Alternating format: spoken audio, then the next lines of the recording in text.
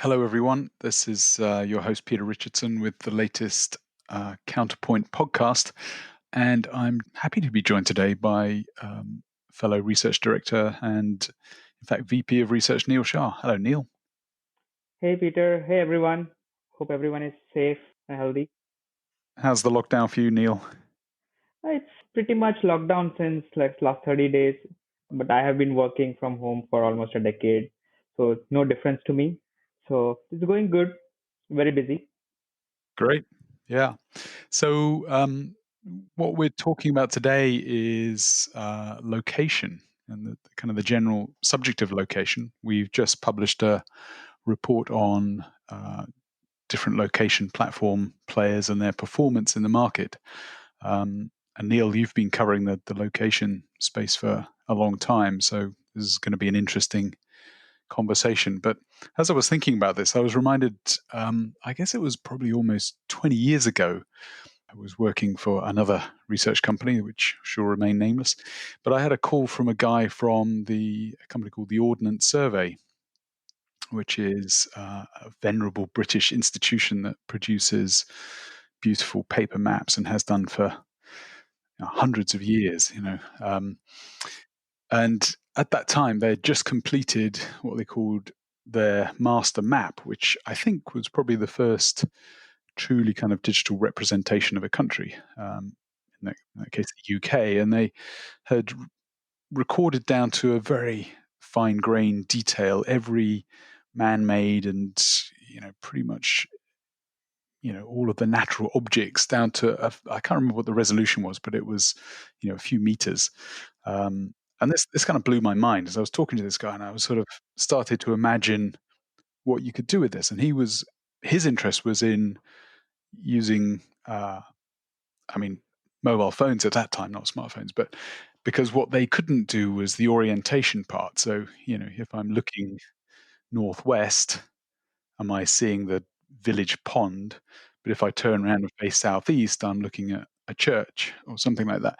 So they couldn't provide that orientation. So we talked about that aspect. But that was kind of 20 years ago. So, I mean, location is one of those, it's one of those background technologies that I guess it's almost literally the fabric of the space we inhabit. So I'm interested in your perspective, Neil, how you see, the importance of location as a capability, as we kind of go through this digital transformation. There's a lot of mega trends shaping the world. Obviously, we're kind of living through this COVID-19 thing at the moment. So how do you see the importance of location as a key technology enabler? Yeah, so location, if you look at what it provides, is basically a context to everything we do, correct? So it's the inherent or latent uh, sort of data point, actually, which provides the absolute context on what it should be, how data should be interpreted, or how a particular thing has moved from A to B, right?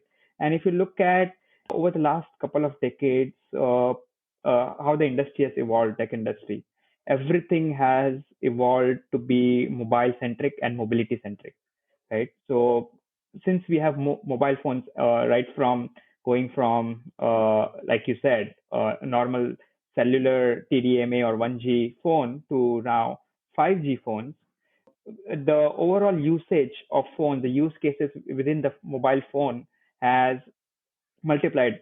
We don't need 20 extra devices because the phone can do just one device, and we can do it wherever we are, whenever we want to, right? So that is possible because every place we go or we do a particular task, there's a location attached to it. And that provides the real context to anything we do, and which is great for developers, which is great for customers, which is great for even users, right?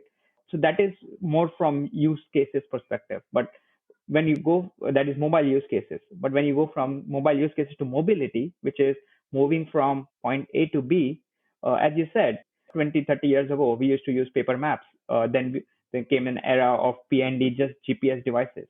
Now we use mobile phones, smartphones as our navigation devices. Maybe soon we don't have to use even mobile phones, everything will be integrated into our headsets, right? Like augmented reality glasses. So wherever we move, we get three-dimensional context of the space around us and where we want to go in terms of translating into different senses. So that is how location is becoming more important in giving importance to every mobile phone use case or mobile use case to mobility use case from moving from A to B.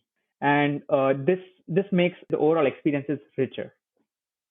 Yes, I completely agree, Neil. And given the situation that we're in right now with COVID, and there's been news in the last few weeks. We'll get into talk about some of the different location platform providers in a minute, but I'd be interested in your perspective on how location intelligence can help in the battle against coronavirus. And there's been, this coalition or agreement between Apple and Google to develop a system that allows for applications to be built using the iOS and Android technologies. How do you see that as an instance of using location and how that can help in this current battle that we face against this virus threat? Yeah, absolutely. So as we discussed, location provides the context, and when you attach that context in different scenarios using the existing technology fabrics like Bluetooth, Wi-Fi, or cellular, we can actually everyone who has a phone with a Bluetooth 4.2 and above or a low energy can actually detect the other person's proximity, and with the data attached to a person, whether this person was diagnosed with coronavirus or is under observation, right, or is coronavirus free. That gives a lot of info when you're traveling and also helps you maintain social distancing, right? And once we have that technology we can use with the power of location, I think we can inherently intelligently maintain social distance, and also we can restart our normal lives which has come to standstill at this point, right? And at the same time, what we can also do is, or government can also do is help quarantine folks which are detected in the proximity that they are suffering from coronavirus, or they might be in that particular zone and it's danger for them. So they can alert them, okay, you are entering an area which is a red zone, which had maybe 50 or 60 patients. So you have to be careful, extra careful. So in that way, I think it can be a more intelligent solution using power of location in just helping with social distancing, maintaining quarantine situation effectively. Yeah. Okay. So coming on to the sort of the main topic, which is the report that we've produced, which is very comprehensive, I have to say. I kind of opened it this morning with a view to kind of revising, and uh, I didn't get very far before we had to start the call, so I was only a little way through it. But it covers a huge amount of ground. So thinking about the different, I started out talking about Ordnance Survey, which is just essentially a small player in the global scheme.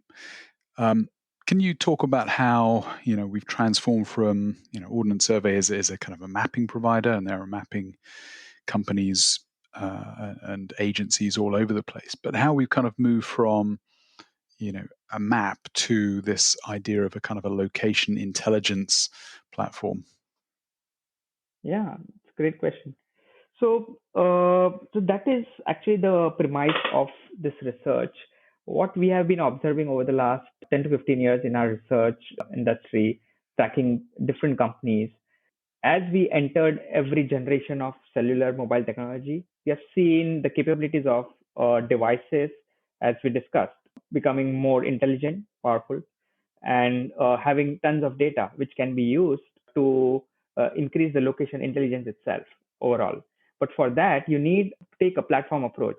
In a 30 years ago, as you talked about the Ordnance Survey, from there the paper maps to digitized maps in a website, to what we have seen in the decade of 2000 to 2010, we were seeing players like Navtech or Nokia, which acquired Navtech, right? And TomTom, they were selling portable navigation devices or selling their maps, licensing their maps content, which they have charted manually with thousands of researchers, location mapping cartographers, preparing the dense every detail of the map in every city, country, and then digitizing it and providing it in form of a website or even Google Maps for that instance.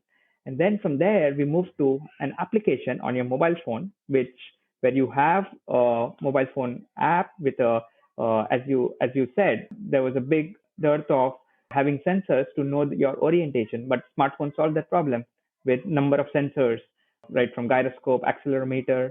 When powered with GPS and the cellular technology, we can have very intelligent, detailed map, and also understanding where we are currently and where we want to go in, and can calculate that time very dynamically.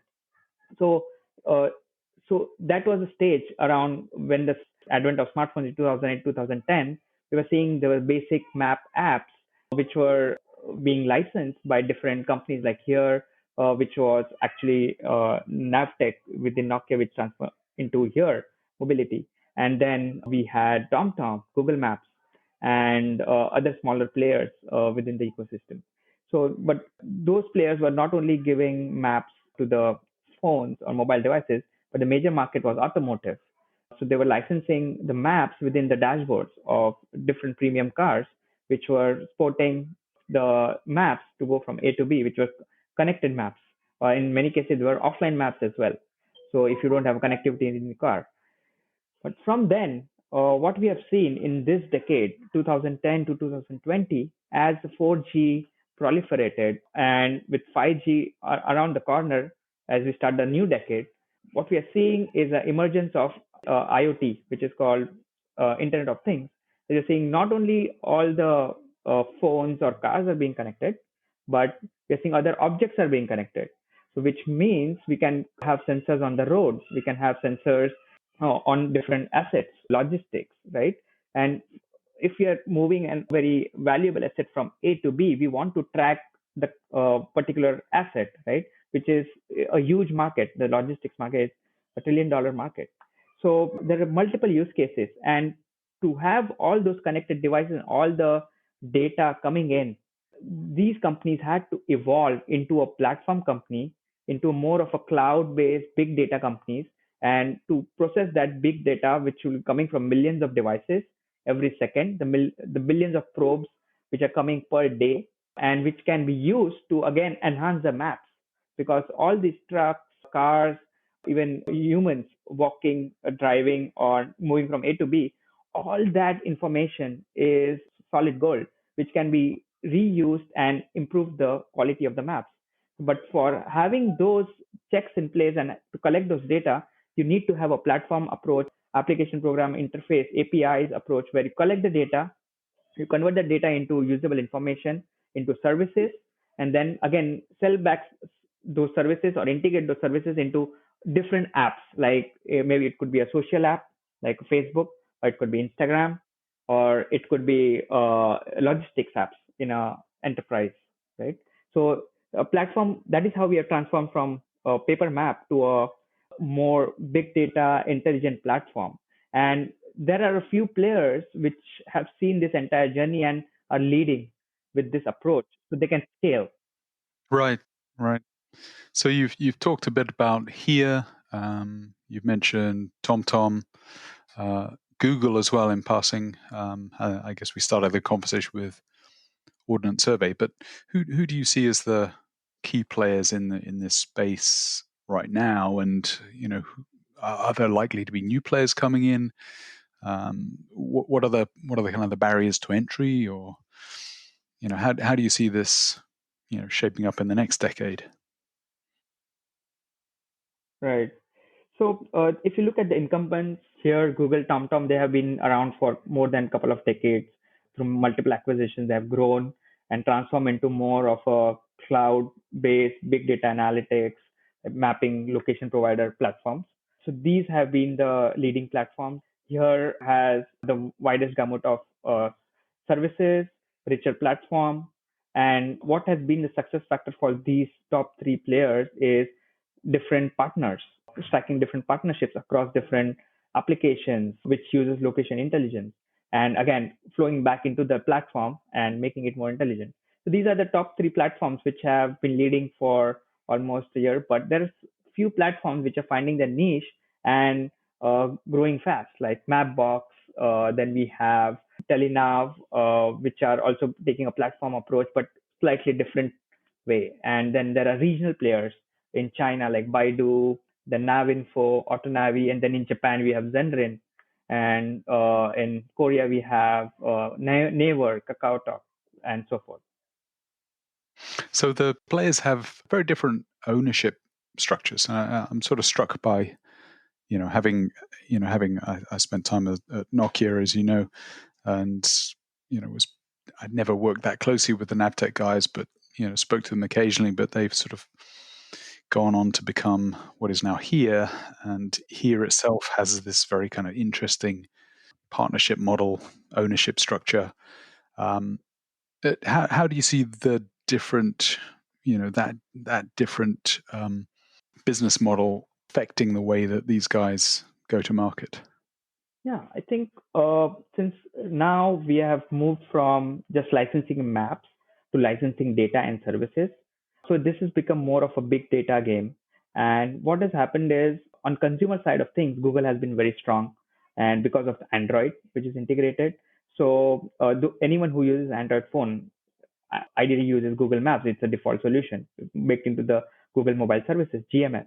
But when you move to enterprise, which is more high value and where actually users pay for location data services and consumption of data, moving back and forth between the platform, enterprise and automotive. So these are the two areas where different customers, it could be Audi or it could be a government building a smart city, right?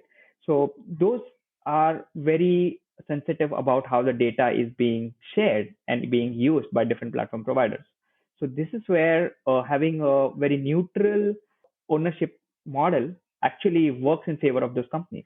So for example, TomTom is just a single entity and it's a pure location player, and it just has a licensing business model. Whereas Google, which is actually a more of a advertising business model company, they are interested in the user data and they could use the data for advertising services. And this is what becomes a bit of conflict when you go to enterprise and automotive, which are high value location consumption players, right? So this is where HERE has done really well because it is owned by multiple consortium of companies, right from Audi, BMW, Mercedes to Intel to Japanese players also investing like Mitsubishi, NTT, Data, and Pioneer. These have invested in HERE and taken a piece of it, which makes it more industry neutral. And that's why it has come up with this location platform, which is more open, where it can easily now collect data, build more partnerships because they are not conflicting with other players. They can partner with Facebook because they are not interested in advertising here, and TomTom is also not interested in advertising. TomTom can license to Apple, but Google, Apple, and maybe Facebook, they won't partner with Google, and that's why the business model conflicts and ownership model conflicts are also a huge part which plays in success of this platform. Now, Apple is interesting because there was, they were derided for a while for the maps, the iOS maps, and I guess they kind of went away and licked their wounds for a bit. But then people started seeing, Apple branded vehicles around that were clearly, collecting location data to presumably to create a new map. So where do they sit in the overall, picture of the location industry right now? So Apple, if you look at, is slightly behind. It's more vertically integrated. It's not a horizontal player like here, TomTom, or even Google to an extent. they are building the maps for themselves, and that's why they cannot scale that fast, even though they have a billion devices in the wild. They have data which they'll use to cross-sell their services to the existing user base.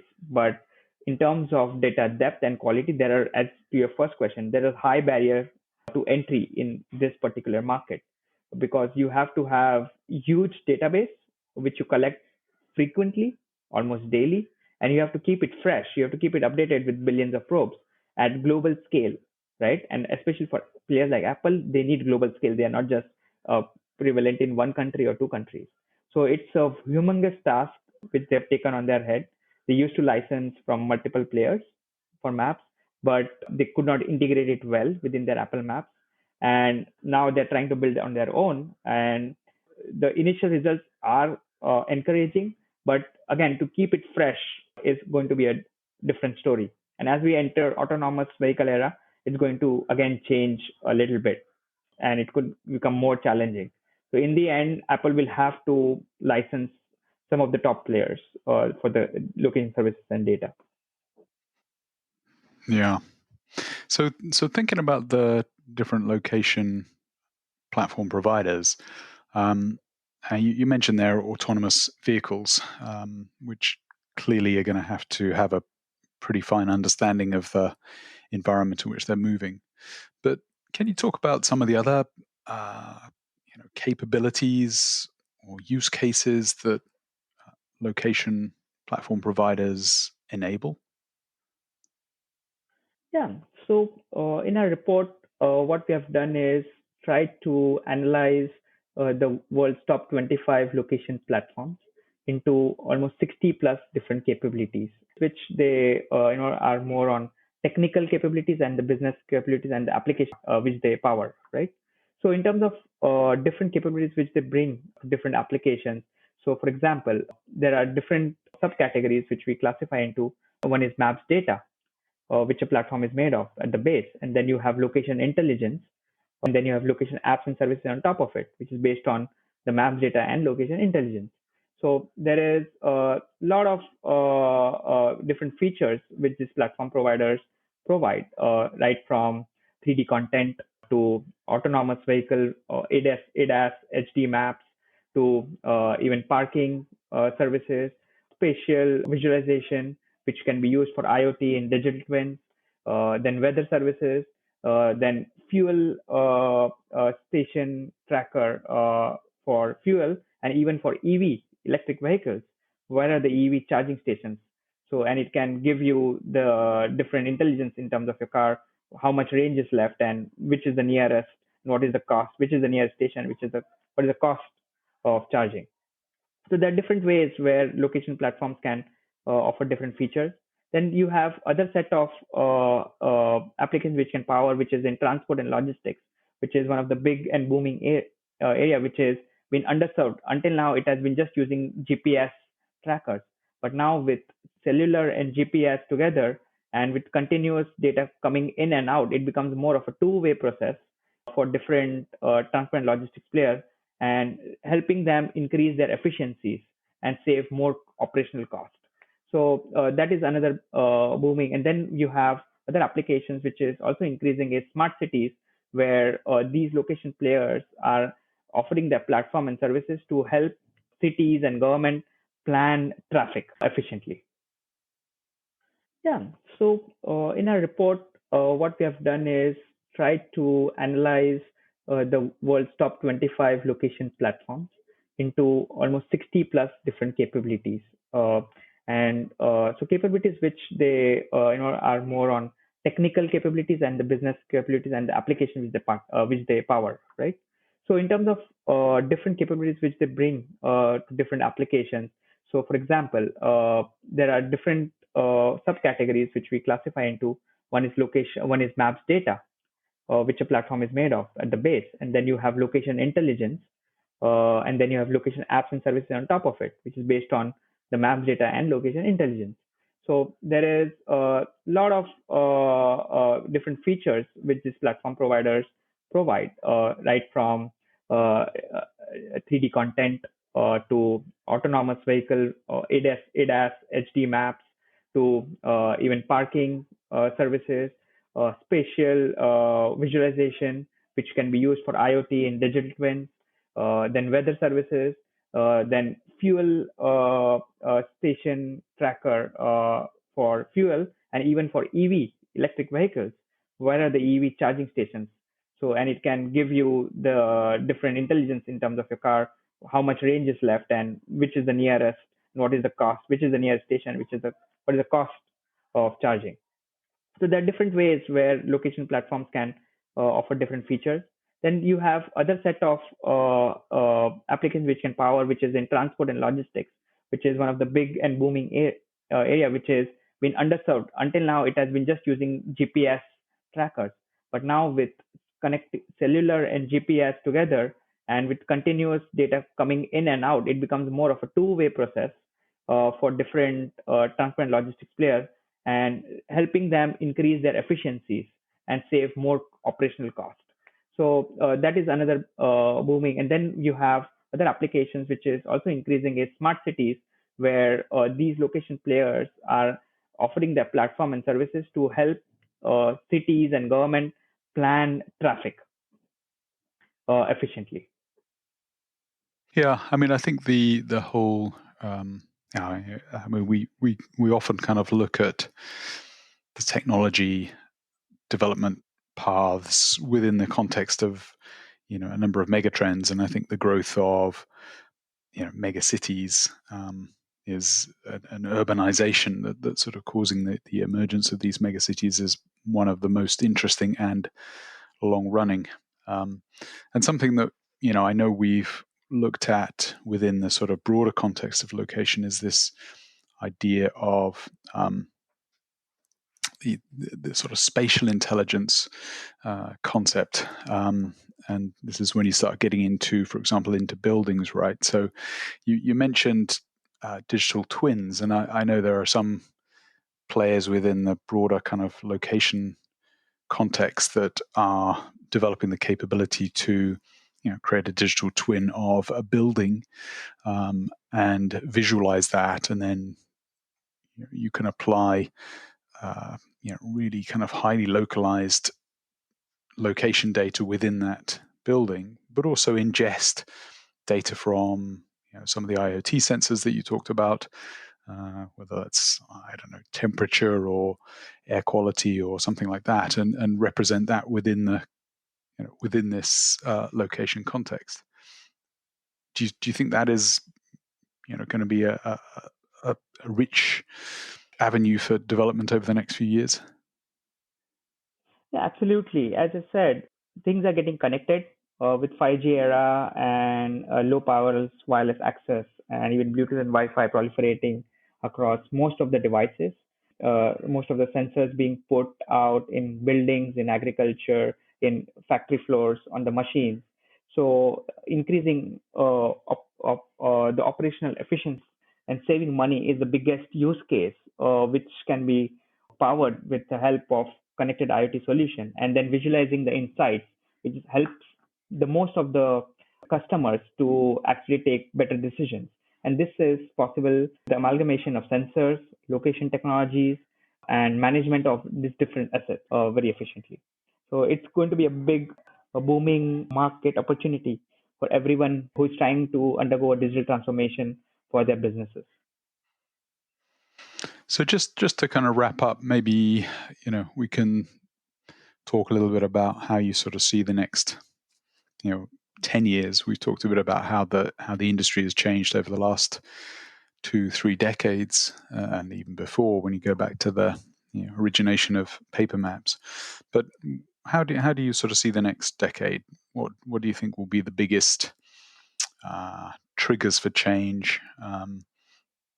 Do you expect there to be, we talked about the barriers to entry, so it feels like maybe the players that we see today are likely to be, here for the long term. It seems maybe a bit unlikely that we will have new players coming in. But what do you see as the big points of inflection, as we kind of look forward over the next 10 years, assuming that we get through all this coronavirus situation safely? Yeah, I would say the next decade is going to be all about social and business transformation, though there would be personal transformation as well on how we connect with the world, especially as well as digitally. So I would say from our perspective, we should see next decade should be the start of more augmented applications where we would maybe use a lens or a headset to interact with our surroundings, with people, communicate, create content collaboratively. So that will all require location context as well. So I think that is going to be a big different applications which will take personal, which will be actually a personal transformation from what we are right now, where we are using mobile phones for personal communication. And when you talk about social and business transformation, as we talk about IoT, everything being connected, but at the same time, the concept of digital twins and spatial intelligence, which you touched upon, I think that is going to be very powerful. Again, that will have piece of augmented experiences where you are using augmented glasses or mixed reality in industrial setting to fix your machine, where your first line worker is in one location, the one who is helping the guy to fix the location is another location. So again, so those kind of applications and connectivity and sensors will drive lot of use cases which will be location centric. Third, I would say we are still at the tip of the iceberg in terms of smart cities. So we can use location data to a very large scale and in a very important way. And with this COVID situation, one example being Apple, Google trying to use location proximity to at least alert and help government quarantine specific zones of people suffering with COVID-19, right? So smart cities, traffic management, people management, crowd management. I think that would be some of the applications from society point of view and business point of view. And from when you look at mobility point of view, the autonomous systems going into different mobility applications like vehicles to passenger cars, I think those will also require high definition maps, high definition real time traffic management, artificial intelligence, the amalgamation of all holy grail technologies which we talk about. Those will be the key inflection points. All right. Great. Thanks, Neil. It's been very interesting discussion. And if you, the listener, wants to find out more about the report that we've been discussing, I guess you can follow links that may be on the podcast page. And if you want to listen to other podcasts that we're producing, please check back regularly or go to your podcast platform of choice. So with that, Neil, many thanks for joining today. Thank you, guys. Stay safe and stay safe, everyone else. And look forward to talking with you soon.